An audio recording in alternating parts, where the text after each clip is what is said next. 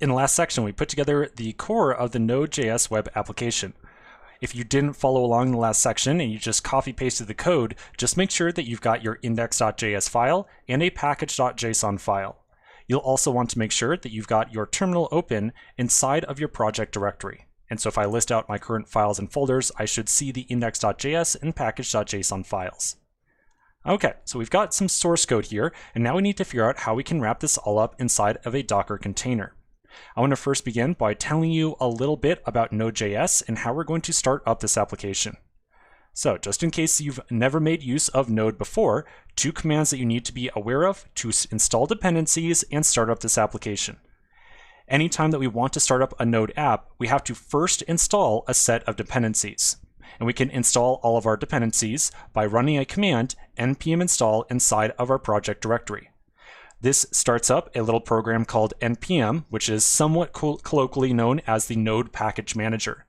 This is going to run that program and install a couple of dependencies for us, and of course it assumes that npm is installed on our local machine, or inside the container, as the case may be. The other thing to be aware of is that we're going to have to eventually start our server up, and to do so, we're going to run the command npm start at the terminal as well. And again, this also kind of assumes that npm is already installed. All right, so with all this in mind, let's now start thinking about the Docker file that we have to put together.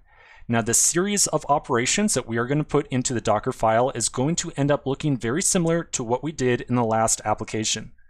So in this somewhat complicated diagram, our template that we're kind of following here for our Docker file is to specify a base image, run some command to install some dependencies, which definitely sounds like something we have to do, and then specify the command to run on startup, which, as we just discussed, is that npm start thing. Now, when we were working on the Redis image, we said from Alpine to specify the base image, we ran apk add redis to install the dependency, and then we set up the default command as Redis server. And so it really seems like we have some very direct parallels this time around. I think that for the Node application, we could probably do a Docker file that specifies Alpine as our base image. We can then run npm install to install all of our dependencies, and then we can set up the default command of npm start to run the server when the container first comes online. So we're going to take this type of approach right here by creating a Docker file and then essentially putting almost exactly these instructions inside of it. Now, quick disclaimer here. Remember, I had said we're going to do a few things here slightly wrong, just so you can see some very common error messages that you are just about guaranteed to see on your own personal projects. So maybe in this discussion or the series of steps that I just described, there might be something in here that doesn't quite line up with what's reality or what we really have to do, okay? All right, so let's get started. I'm going to begin by making sure I've got my code editor open based on that simple web directory. And inside of here, I'm going to make a new Docker file. Remember, it's Docker with a capital D, and there is no file extension on there. Then inside of here, we're going to first specify our base image. And just to be really complete, I'm going to add in some comments for these steps just to remind you what we're doing every step along the way. So I'll say specify a base image. And you know what? Let's use that Alpine image again. It really seemed like it worked out last time for us. Next up, we're going to install some dependencies. To do so, we will run the command npm install. Like I just said, the npm install command is how we install dependencies on a Node.js project.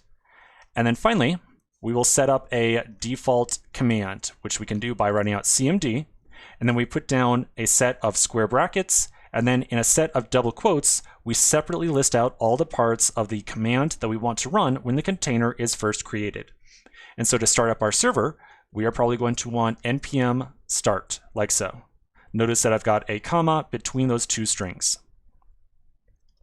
All right, I think this looks pretty good. It definitely looks very similar to what we did for Redis. So let's now flip back over to our terminal and see what happens when we try to build this image.